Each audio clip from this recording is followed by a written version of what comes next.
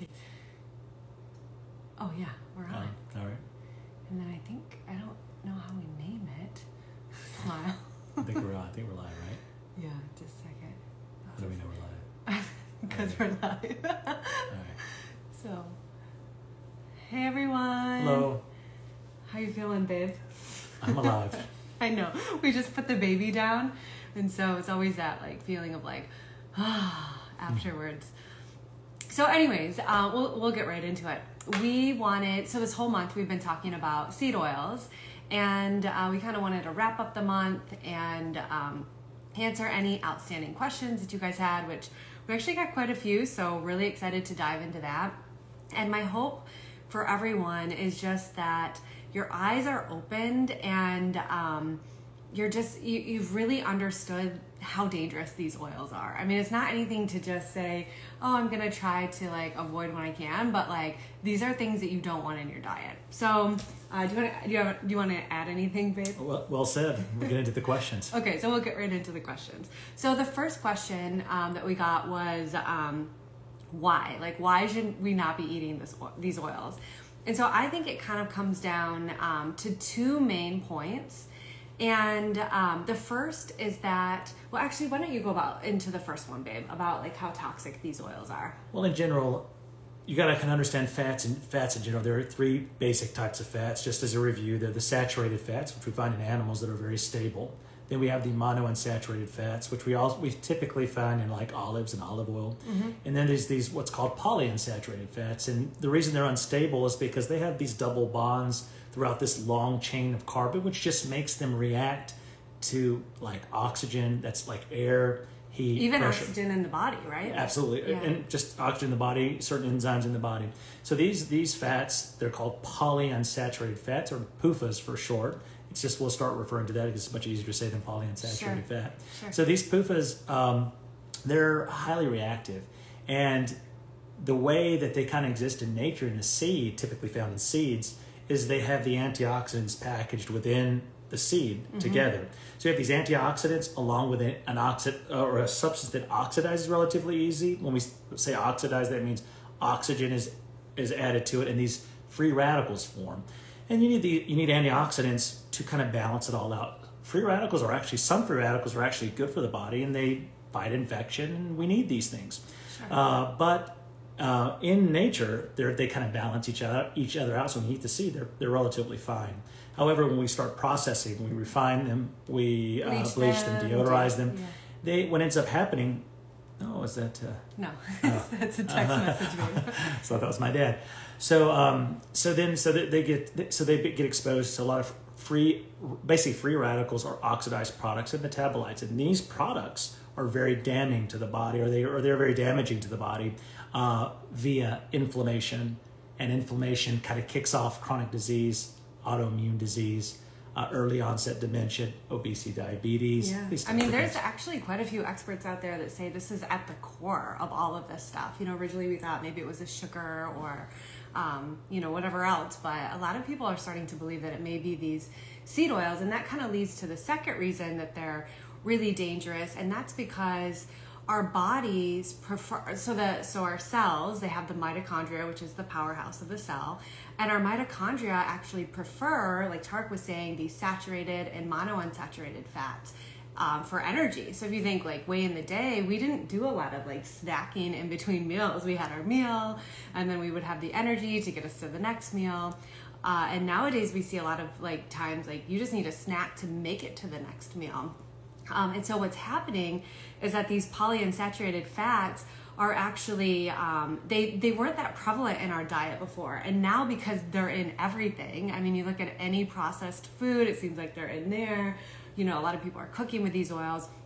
They're kind of like taking over the cell. And so these are not good forms of energy. And we can talk about like all the good of these polyunsaturated fatty acids, but in terms of eating or high consumption of them, they're kind of taking over the cell, and instead of being able to burn a saturated or a monounsaturated fat, our body can't burn these polyunsaturated fats and use them as energy. Especially you think about like the brain, And so if the brain goes without energy, it needs something quickly.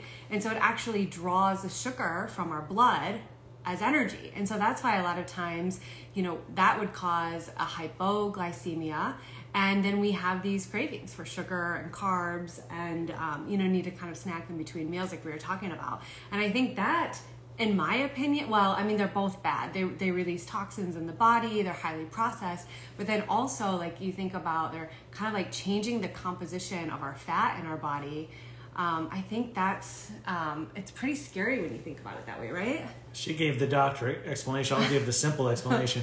It just creates the munchies, almost like weed. I mean, I really can't speak. I've never done weed, but the idea when you smoke weed is this. So these seed oils create, as she eloquently explained, I don't need to go over that. It basically, for all intents purposes, creates the munchies.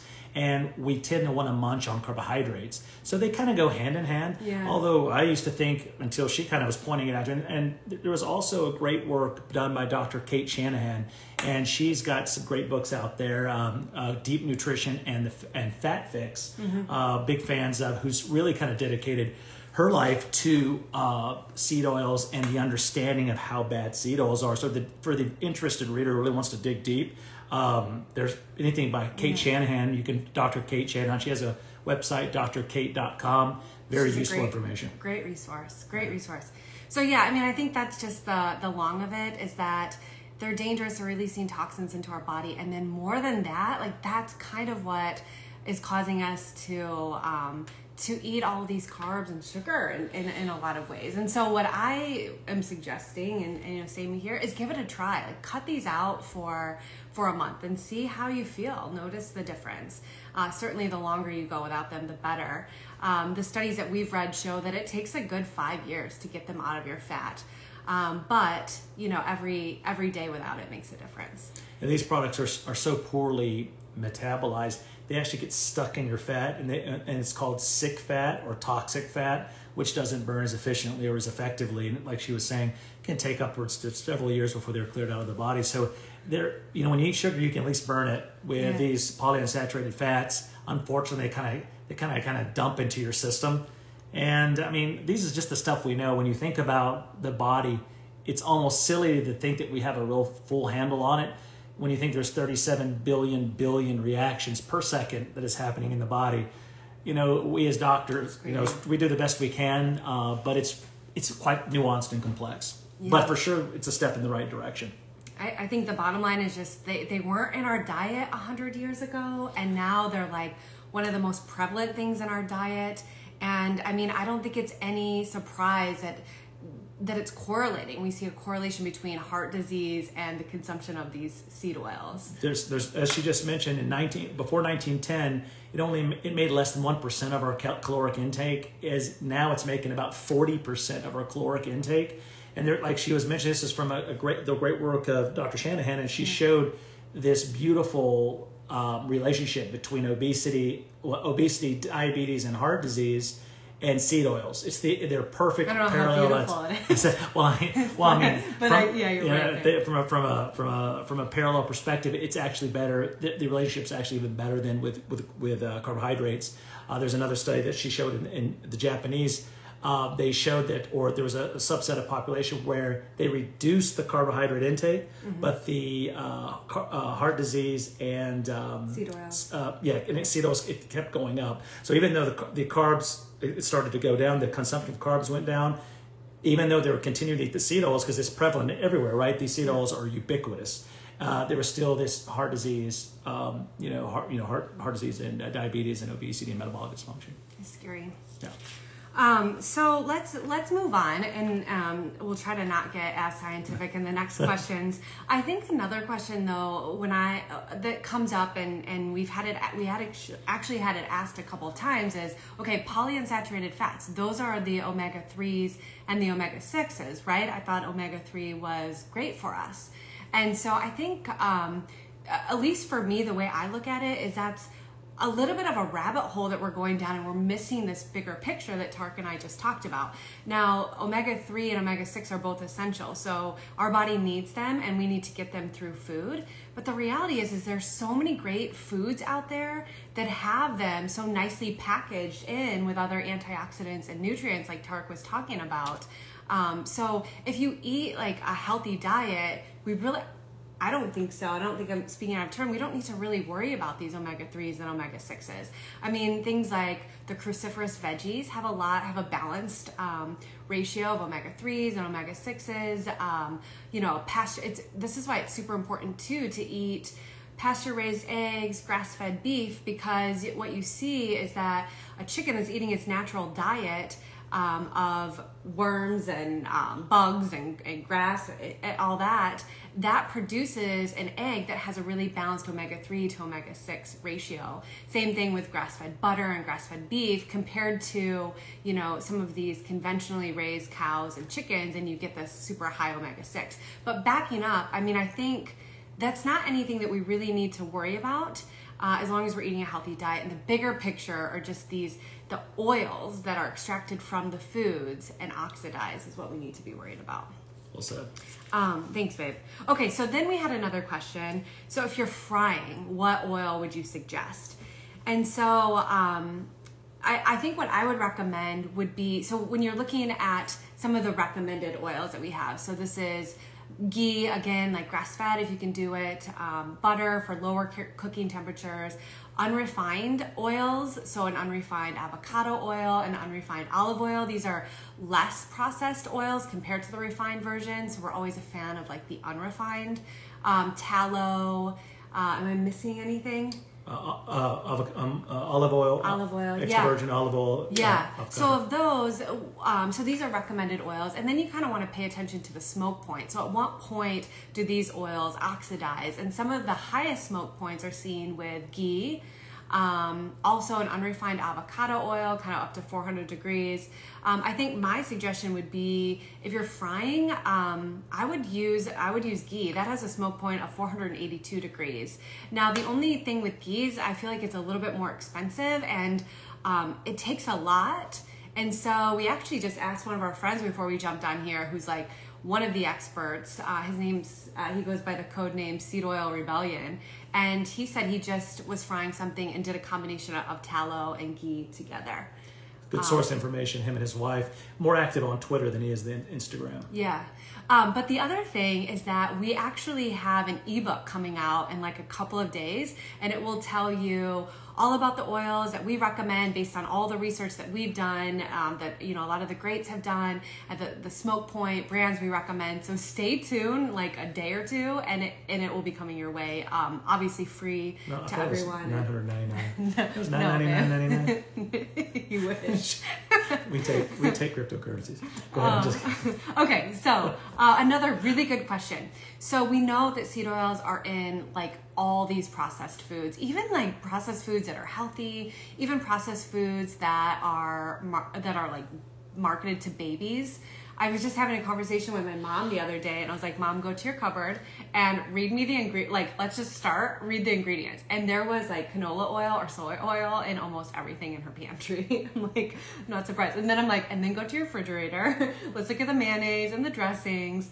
But anyway, so we know they're in all these processed foods. The good thing is that I feel like a lot of brands nowadays are, a lot of these smaller companies are just coming out with products that are higher quality and that aren't using these seed oils. So that's the good thing. I think another important thing is to demand, like when you go places or when you go to a restaurant, we'll talk probably, we had a question about restaurants. Yeah. But to demand or to ask these things, you have a right.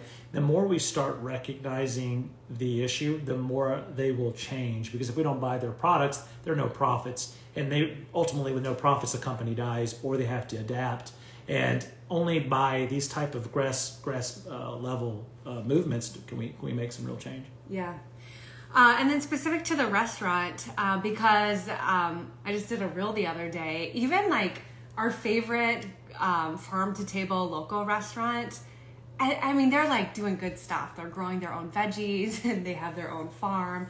They use soybean oil. It's so disappointing. So we get it. Seed oils are everywhere. This is a trick. I wish I thought of it on my own, but I actually stole it from a podcast. And then oddly enough, Tarek mentioned it too. So maybe you thought of it on your own, babe. I don't know. But what I heard was when you go to a restaurant, you can just say, and of course, like you're lying, but I feel like you said it really eloquently. You're doing it for the sake of your house. So maybe that's okay. But anyways, you can just tell them you have an allergy to seed oils. You can say the whole family has an allergy to seed oils and that you need your food cooked in butter or extra virgin olive oil, avocado oil, anything like that. Even if it's not grass-fed butter, it's at the end of the day better than these seed oils for sure.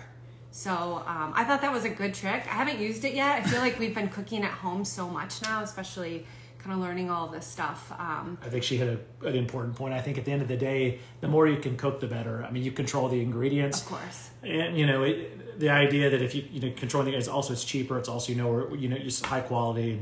And if you invite friends, then maybe you can recreate the restaurant experience, I guess. There you go, babe. Yes. Okay, so let's see. Pancakes. Someone asked what they cook their pancakes in. For me personally, I love... So ghee...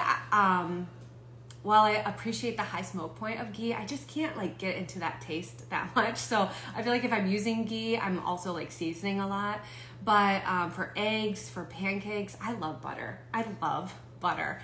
And so I just cook in that. The smoke point of butter is kind of low to medium heat. I'm blanking out right now. I want to say 320 degrees. So you don't want to cook at a high heat. In fact, if your butter starts to brown, then that means it's oxidized and you really don't want that. But if you're cooking at a lower medium heat for your pancakes, I'd say butter. And then obviously any of the other oil we forgot to talk about was unrefined or raw coconut oil. That's a good option too. I don't know how good the coconut flavor would go with pancakes, but really any of those oils would work. Ghee is spelled Ghee. Oh, yeah. Yes. Even organic seeds. So ghee is just clarified butter, and you can actually make it at home too. So we have all that coming out in this ebook of our Healthy Oils Guide. We'll tell you how to make it at home, and then if you want to buy it, we'll share with you the brands we recommend. I think you answer these first and then go through them. Yeah, let's answer these, and then we'll get to the ones on there. Okay. Let's see. So sesame oil and palm oil, we got that a lot throughout the month, and then a lot when we asked for questions. So do you want to start, babe, on that, or? Well, palm oil, we like the composition of palm oil and that it's high in saturated and monounsaturated fats. We talked about that at the beginning of the talk a little bit, or the discussion. These fats are stable, and almost there's some thought that they also shield the polyunsaturated fats to make them a little bit, maybe a little less reactive. Nevertheless, they're more monounsaturated and saturated, being more stable. The issue with palm oil, I think, is some ethical issues with regards to deforestation. So, I mean, if that's, we don't use palm oil, but if that's...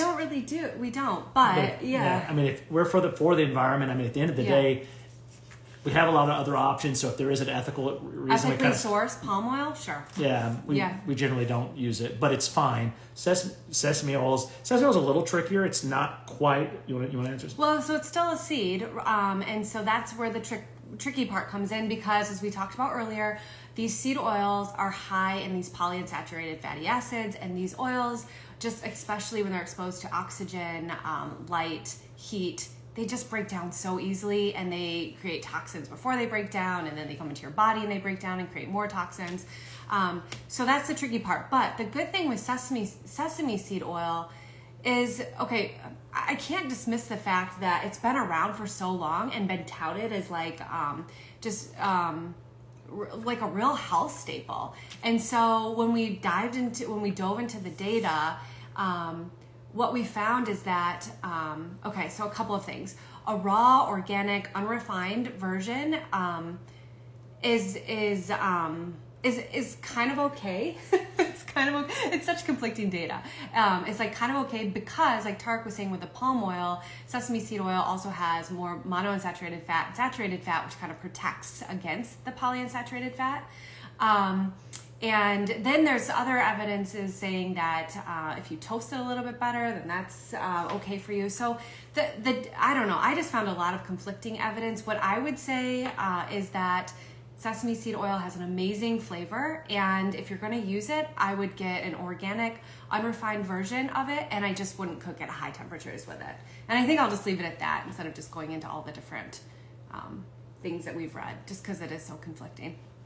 And typically, anything that lasts generation over generation, in general, is usually there's some wisdom behind it. Yeah. So maybe we're too behind, or we don't yet fully understand it to kind of understand these things. But the fact that it's gone from tradition to tradition to tradition in itself indicates that there may be something to it. Yeah. We just feel like the evidence is clear for the other alternatives, so we don't use that much of it. But yeah. I think once in a while use is fine. Yeah, it's hard to dismiss that the generational health benefits. Yeah. Okay, so let's go back to some of these questions on here. Let's see. Hi from Warren, Michigan. That's awesome. We're in Ann Arbor. Maybe you know that, maybe you don't. But neighbor. Yeah. Let's see. I'm trying to get sugar out of my life. Will your products do this? Not any or much sugar, and what kinds? So we don't really sell any products. But what were you just, oh no, we may sell an ebook for $999. Just kidding. So I think that, again, based on the research that I've really started to dive into, is just talking about how these seed oils actually may be causing sugar and carb cravings. And that's just because they're taking over your cells, and they're kind of, you're getting less and less saturated and monounsaturated fat. The polyunsaturated fats are taking over your brains, your body. The mitochondria don't burn that as well. In fact, it creates more inflammation than energy. So your body has to reach for sugar, and that causes, it to pull the sugar from the bloodstream. Then you get hypoglycemic, and then you're craving carbs. So I really think it's worth a try. I mean, I don't really crave carbs, but I've stayed away from seed oils for a long, long time. So is that correlated? Maybe, probably, maybe. Do you want to add anything to that, babe? I think two main things is, like she said, avoid seed oils as much as possible. They are everywhere, but with a little bit of diligence. Anything in life requires work. So there's unfortunately, I can't prescribe a pill. There are all these bullcrap pills that will never work. There will never ever be a pill that will help you lose weight for a long term and keep it off. Weight loss and the management of weight is multi-dimensional and very complex and nuanced. And the most power is derived from food, and that's really where weight comes off. Exercise is somewhat helpful, but it's 95% food, maybe 5% exercise, although exercise is important for other reasons, or good quality of movement. So if I had to say two things, it'd be one, avoid seed oils as much as possible. Two, I'd avoid liquid sugar. Mm-hmm. Just get rid of liquid sugar. If you go on our website and follow us for SuperHero 2022. SuperHero U 2022. Come on, babe. You got better than I do. So the first thing is to avoid the liquid sugar. And we probably, like I said, we think that's a little bit easier to do than avoiding the seed oils. So we thought that might be the biggest bang for your buck. And then we said, if you add the healthy fats, again, not seed oils, and that will fill you up. So what you've basically done is got rid of the empty calories. You fed yourself with nutrients, and you fed yourself with good fats, and then you avoid the seed oils. Then you get moving a little bit. It's one step at a time, and those are the biggest things that we could recommend. There are other things. Weight loss is highly complex, but I think those are the main things. It's a really good start. Yeah. Wish you best of luck. Yes. Let's see. Hello, everyone. Hello. Okay, thank you guys so much for this information. What water do you guys drink? What do you recommend? I completely gave up plastic bottle water after I found out so much negative information about it. So we are on well water. So we have a, I don't know, something down in our basement. It's like, we basically have like a filtered water system. It's a reverse osmosis. It's by a company called Katecom. I mean, came with the house, but at the end of the day, the well water is pretty tough to drink. So it's filtered via this reverse osmosis. I don't know how important that is, but essentially filtered water. We're pretty simple. Water, yeah. I don't know if maybe you asked that question because you saw me take a drink, and so I have electrolytes in my water right now. So I have that. So that's in there, but. Yeah, if you're doing electrolytes, what I would recommend, even more than like some of the ones that are sold, is just like a Meyer lemon and some Himalayan pink sea salt in your water, and that's like an amazing electrolyte drink you can add to it. I might be getting a little off subject, but well, most of us don't like, we don't like water because all of the artificial sweeteners and so forth, it kind of alter our taste buds. Oh, we don't like the not water, babe. Electrolyte water, right? Oh, yeah. Okay, I'm just saying. We like water. Well, I'm saying in general, we as a population. Gotcha. We as a population. I have a lot of patients that'll say, "Doc, anything but water. I can do anything but, Crystal Light." And the problem is, if you go to water and you can sustain it for a couple weeks, you will have a withdrawal period from the artificial sweeteners, because there is an addiction. The artificial sweeteners as well as the sugars.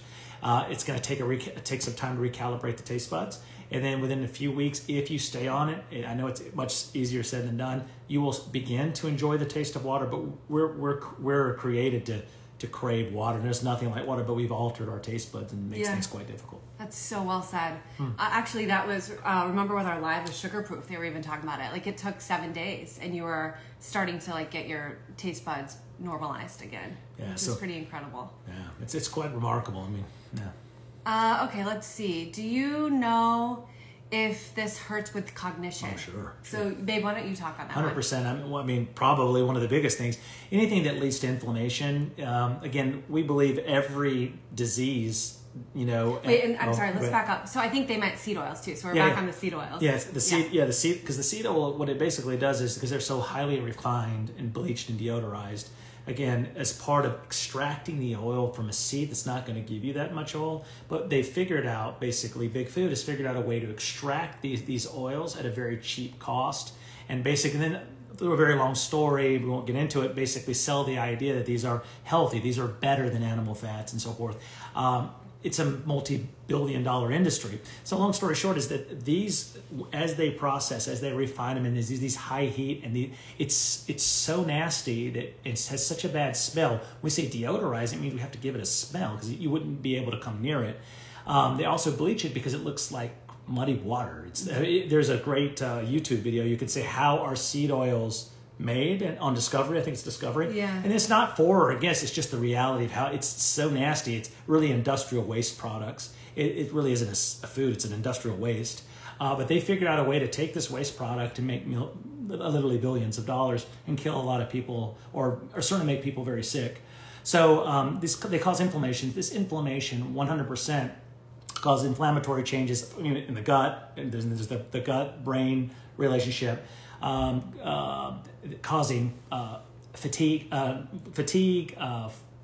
brain fog, earlier onset dementia, forgetfulness, over a sustained period of time. It's not like you eat seed oils and you're going to go demented, or you eat seed oils and you're going to brain fog, but over a period of time due to the inflammation and the metabolites. There's several of them actually you'll see in the book we have in some of our, like the 4-HE. They're known carcinogens that are created.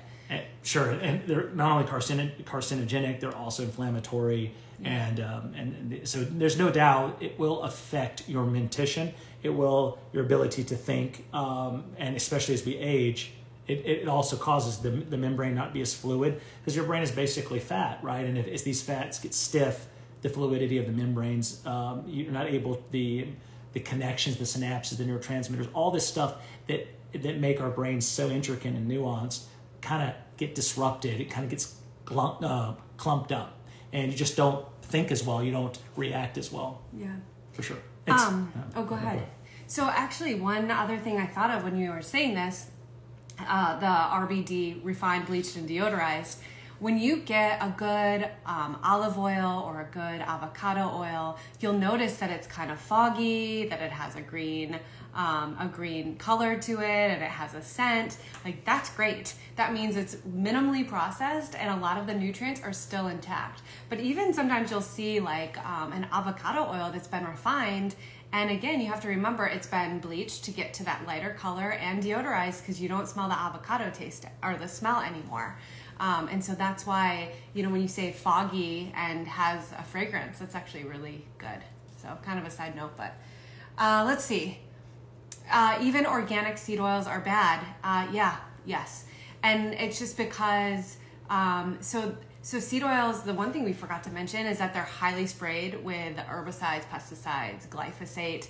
And so, of course, all that's getting in there and then eventually getting into our bodies. So organic means that they weren't intentionally sprayed with glyphosate. However, they've been extremely processed. So minus that spraying, they've still been refined, bleached, deodorized, heated. Oftentimes you see them in light containers, so they've been exposed to light, or in clear containers, so they've been exposed to light, they've oxidized, all that stuff. So even if it's, for example, an organic canola oil, I would still stay far away from it. It's like having one broken leg or two broken legs. They'd say organic seed oils having one broken leg and seed oils with two broken legs. It's really not good either way. Yeah. Okay, let's see. Ghee, we went over that, so that's Ghee. And then let's see, coconut oil and pancakes is so good. I highly recommend. Thank you. You know, thank you. Now that you say that, I can totally see that. So my son especially loves that coconut taste. So I think the next time we make pancakes, maybe we'll try it in coconut oil. The smoke point so with coconut oil, remember you want to get it unrefined, raw, and it's going to have that really coconutty smell, of course, because it hasn't been deodorized. And the smoke point is 350 for that. So as long as you're at or around a medium heat with coconut oil, you're good to go. We bake chicken with ghee. Yum. That sounds good. Amazing. Let's see. Can you say more about liquid sugar? We use honey and maple syrup. Is that bad? Yeah. So let's see. Where do you want to start, babe? I'll start. I think when we were talking about liquid sugar, was our first month in January. You can. Let's reference that too, so you have more information. So if you go to our website, mysuperherofoods.com, and then you go on the top where it says Superhero U 2022, you can see each month we either say hello to something that's serving our bodies and our health and good for our families, or we say goodbye to something, and we go really deep that month. So what Tarek was saying is the first month in January, we kicked it off and we said goodbye to liquid sugar. So we have a lot of good stuff on our website, but probably what Tarek's going to say is even better. Oh, no. So let's hear it. We go into artificial sweeteners and what's good, what's not good, and we go into honey and maple syrup. So in general, there are different types of sweeteners, and honey for sure, we are fans of if it's organic and organic, raw, local. Local is even better. Yeah. And it's one of our favorite sweeteners. Again, in moderation. Again, there's good maple syrup is also another one that we like as well. Again, raw, organic, and it has still the vitamins and nutrients in it and stuff like that too, which is good. It's not as refined. Exactly. So a lot more information on that if you head to the website. Oh, but were you going to say something else? You're going to say liquid sugar. We like honey, maple syrup. Fruit, like anytime you want to sweeten something, we like fruit, like bananas, dates. So a rule of thumb with baking is that if you can use a natural sugar like dates or ripe bananas, that's amazing. And then our second choice would be honey or maple syrup. So oftentimes you can just, when you look at the recipe and it calls for, let's say, a cup of sugar, what we found is that you can cut it in half or at least by a quarter, and instead of the sugar, substitute it for honey or maple syrup, and it tastes just as good, and our kids don't notice the difference. So that's kind of what we do in our house. And also stay tuned. We have my daughter does a lot of baking, and she has some recipes on the website where she really goes deep in on these type of things. So let's stay tuned. She's awesome. She's 13. I've learned so much from her about baking. So is there anything else? Let's see. So maple syrup, honey, I would say no, they're not. I wouldn't say they're bad. Just being mindful of the amount that you're eating. Hello, lots of people. Okay, let's see. What oil should I use to cook with then? Okay, so we kind of went through this. We have an ebook that is free that is coming out in the next couple of days. It will go even deeper into this, but in general, we would say unrefined avocado oil, extra virgin olive oil, raw coconut oil, ghee, grass-fed if you can, tallow, grass-fed if you can, and what am I forgetting? And butter, and good old butter. Yum. Let's see. I saw you guys posted oils are bad. Seed oils, yes. We are saying 100% industrial seed oil. So we should go into what these seed oils are too. So there's 8 of them. And let's see, there's 3 C's. So that's cottonseed, canola, and corn. There's 3 S's, so that would be soy oil, soybean oil, saffron oil, sunflower oil. And then in addition, you have rice bran oil and grapeseed oil. And we would recommend staying away from all of them. And that's simply because they're really high in polyunsaturated fats, super unstable fatty acid that just wreaks a ton of like havoc on our bodies. Free radicals and metabolites that, that lead to inflammation. Inflammation kicks off all other disease processes, including metabolic dysfunction, obesity, diabetes, heart disease, autoimmune disorders, mental fog, early onset dementia, and the list goes on, some cancers. Yeah. Let's see, monk fruit sweetener. So monk fruit, so that's a low calorie natural sweetener. I think the hype is around, it comes from a plant and it's natural. Our rule of thumb is that the least processed, the better. So, and that's really like what you see with these seed oils. They're so processed, which I don't even think they're real food by the time they're done with it. It's industrial waste. So the monk fruit is very, very processed. And so there's that. So it's very processed. And then there's the second thing, which is we don't really have any long-term data on how they affect people, especially kids. And then couple that with the fact that we do know that these sweeteners like kind of they could mess up with our gut microbiome, and they also can alter our taste buds. And so for all of those reasons, we just can't recommend monk fruit too much. Yeah, we don't, just like she said, I think the biggest thing is this would be considered a natural, a low calorie natural sweetener. You have low calorie artificial sweeteners. Mm-hmm. This is natural in the sense that it comes from a plant, or comes from like stevia. The problem with these are they're like 500 to 1,000 or even 15,000 times sweeter than sugar. So what ends up happening is, she said, the biggest thing is the alteration of the taste buds, especially in kids. If you start getting kids used to these type of flavors, they start. There are many different things. We don't know, the data is still unclear, but it could cause carb craving and sugar craving, but also the lack of enjoyment in simple sweets such as fruits or just simpler foods that and again, the data are not in. Well, but there is research out there showing too that even though they don't have any calories or they're low calorie, they still trick our brain into thinking that it's sugar. Go ahead. Oh yeah, like it causing the liver to secrete insulin, and like basically the idea is that you taste something sweet, the liver says, "Oh my goodness, there's something sweet," kicks out insulin. Insulin comes out and says, "What is this? I don't know what it is." Does it just go back to the liver and say, "Well, that was just monk fruit," or does it cause a hypoglycemic reaction? Sucks it up, causes hypoglycemia. When you have the hypoglycemia, as you said multiple times, you get shaky, you get a little jittery, and you want to eat something to get your blood sugar up. So the idea is we don't know, and it's undetermined. And again, 37 billion reactions per second in the human body. We don't know for sure, but we like to, time will tell. Yeah. We're neutral. We don't really recommend it, but we don't recommend it. We don't really recommend it. And yeah, we would say time will tell. Yeah, time will tell. Okay, let's see.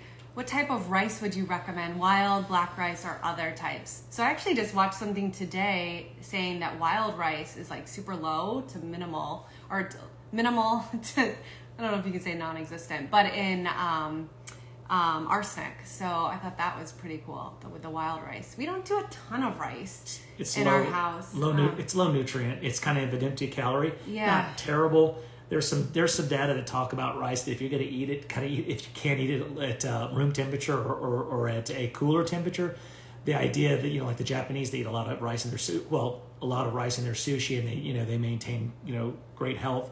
The idea, some say it's because the rice is cool, and so it's kind of like a super starch. Yes. Yeah, resistant. And so what happens is it actually serves as a probiotic for our microbiome. It might be healthy to an extent, but we don't eat a lot of rice. So yeah, we try to look at like when we're doing our meals and stuff, just look at like building a nutrient dense meal for the family, because we know how kids are, and sometimes their like appetite is fierce, and then other days it's just not. And so just making sure that their plate has just real nutrient dense foods on it, so whatever they choose, at least they're getting some nutrients from it. I find that if I serve rice a lot, like especially my daughter, she just will always go for the rice and not really want anything else. Whereas if I just build like more of a meal with a healthy fat and a clean protein and then some veggies on it, you know, she's eating that instead, which... Well, something else we try to do is not let them snack after school. I bet it was something that's yeah. going to help them. Yeah.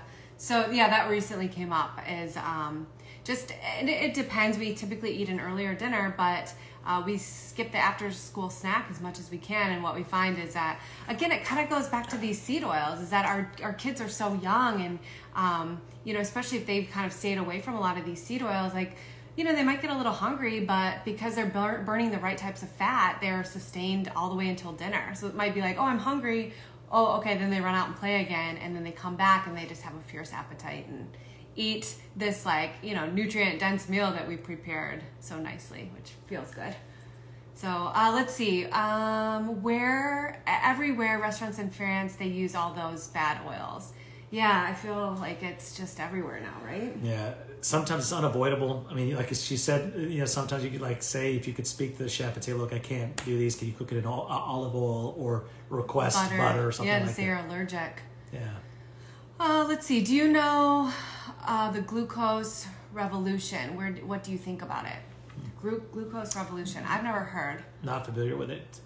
Yeah. So let's see. If you're still on Caro Healthy Food, LGM, we'd love to know more, but I've not heard of it. Yeah. And yeah, either. So if we don't hear anything else, well, I'm curious myself. I'll Google it. Look it up. So feel free to like follow up with us with a message, and we'll look it up, and then we can get back to you with our thoughts. So okay, so we thought this would be like 20 minutes. It turns out, like usual, we're way over. But I think that this was a really good discussion. We had a lot of fun this month, really diving into these seed oils, and yeah, just hopefully like sharing how dangerous they are, to the point where, for me, and I'll speak for myself, and then maybe you can even recommend, but that honestly would be, you know, it's so funny, everyone, not so funny, but you know, we talk about being gluten-free or dairy-free. I think at this point, the biggest thing that I would recommend to anyone in terms of your health is be seed oil free. And it's well said. I think they go together, seed oil free and as liquid sugar free as much as possible. I think if you can do those two, get high quality carbs in. I think there's been a lot of carb hating recently, and I think that's been largely overdone. So we've introduced a little bit more of these, you know, sourdough, and she does her own sourdough and sprouts and makes it for all of us. And she's it's delicious. So we've been eating a little bit. I'm less fearful about it. I'm more fearful about, you know, chips and things with seed oils in it, like processed food. So I think ultimately, if you can stay away from processed foods, I hate to say it, if you can stay away from processed foods in restaurants. Hate to be the bummer. I mean, there are other things that you... No, I'm just kidding. There's other things, I fully support that. There's other things you could do, too, is like not eat after 3 p.m. and like, you know, fast all the way, and then you have no social life. There are other things you can do, but at the end of the day... We don't do that. we like to eat. So there's... Family dinner. It depends on how far you want to take it. So there's steps, and there's levels and gradients, and the more work you put in general, you will kind of reap what you sow. And... anything in life worth an atom, you got to put some more work into it. Well said. I think we should end on that note, babe. All right. All right. Thanks, everyone, for tuning in. Have a good night. Bye. Okay, how do I... There we go.